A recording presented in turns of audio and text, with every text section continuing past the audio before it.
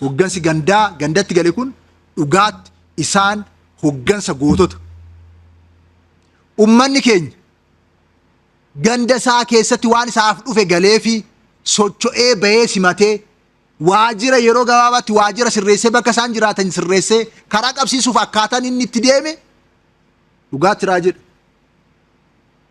Kun garuu tajaajila guutuu gandicha keessatti mirkaneessuudhaan inisheetivoota barbaadaman gandicha keessatti raawwachiisuudhaan misoomni akka si'oomu gochuudhaan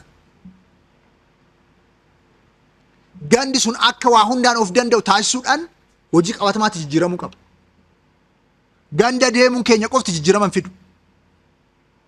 Deemnee maal gochaa jirraadha? Hoggan sadarkaadhaan jiru, aanarra kan jiru, godinarra kan jiru, magaalarra kan jiru, naannoorra kan jiru akkamitti hojjechaa jirraadha?